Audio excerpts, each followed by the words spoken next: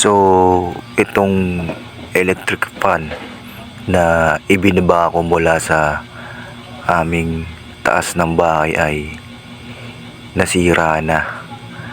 So, kesa naka-stack dun sa kwarto sa taas, ibinaba ko na kasi para ma-junk shop na.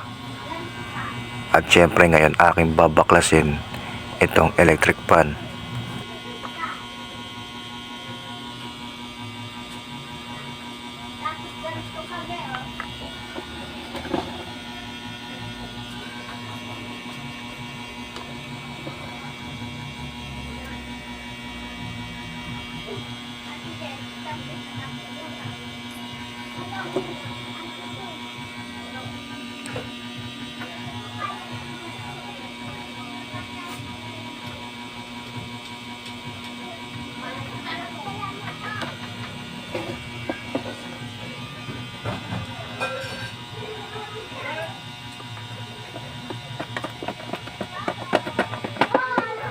So medyo loose thread na rin yung pinaka-pindutan niya.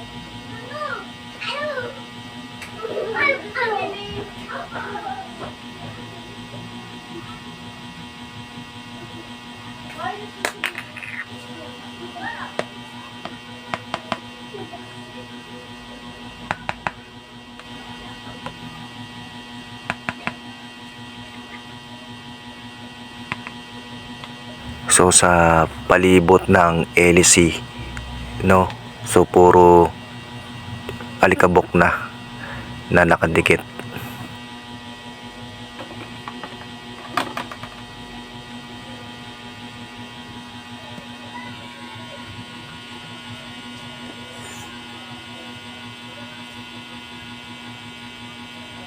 At meron na rin siyang mga kalakalawang.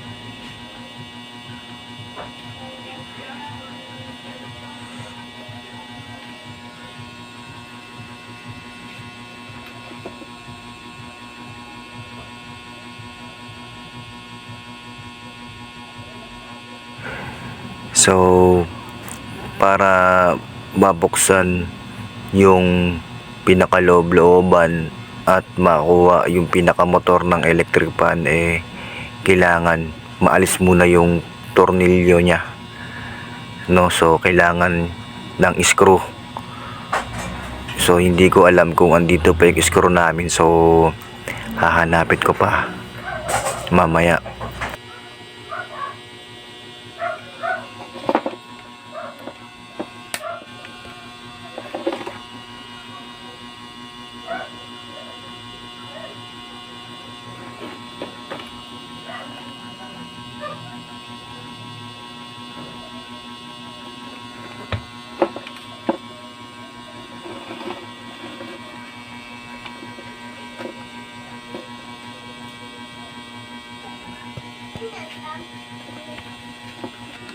So yung pinaka unang natanggal ko na takip na electric fan, in-standby ko muna sa tabi. So ito yung pangalawa na babaklasin ko, yung pinaka takip at hélice niya. Ito yung pangalawang fan. Oh. So marami na ring alikabok na nakadikit dun sa pinaka screen niya. Kasi na-stuck nga ito, no? At tingnan mo, no? So medyo kinakayod-kayod ko pa kasi medyo talagang naka-stick siya dun sa pinaka screen.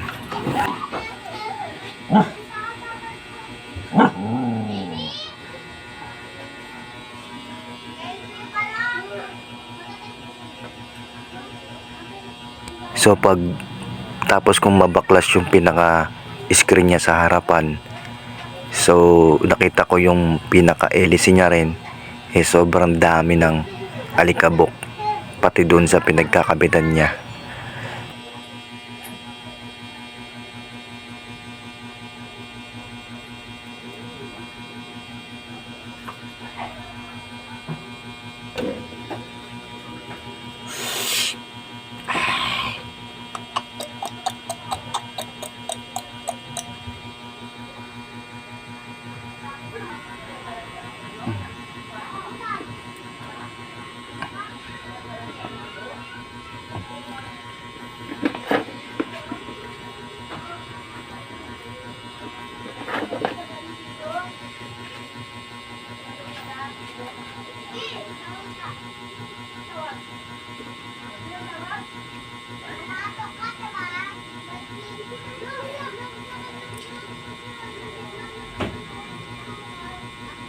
So ibig ko sabihin, may dahilan kung bakit binabaklas ko tong electric fan namin, dahil sa naka-stack lang dun sa taas ng bahay namin.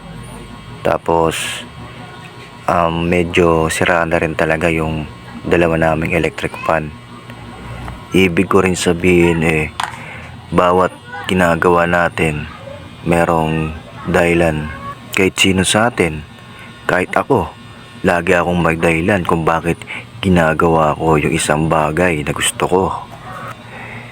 Yung mga bagay-bagay na naiibigan ko, yung mga bagay-bagay na naiibigan nating lahat.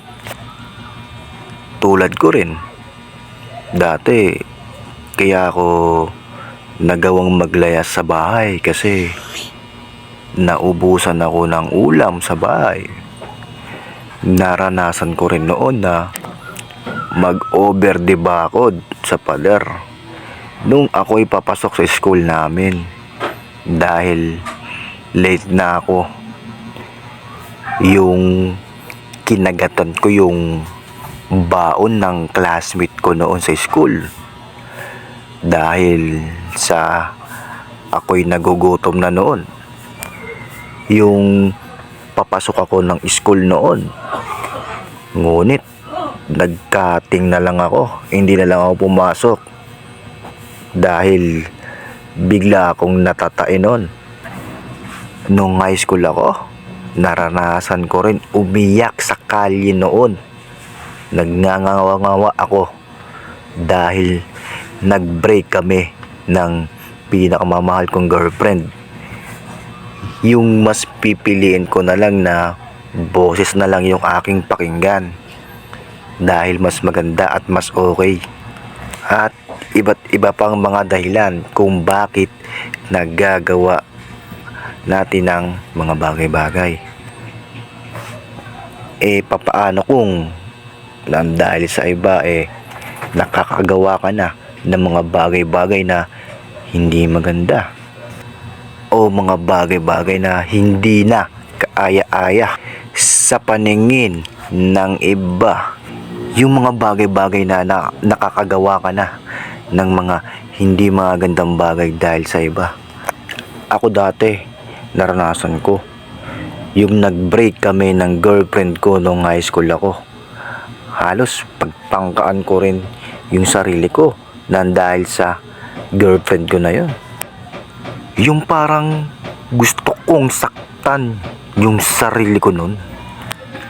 Kasi yung sa sobrang tagal kong hindi makamove on dahil sa pagbe-break ng syota ko noon, halos patayin ko na yung sarili ko noon.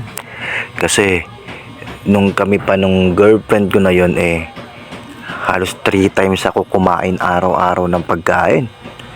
Pero nung nag-break kami, halos hindi na ako kumakain araw-araw.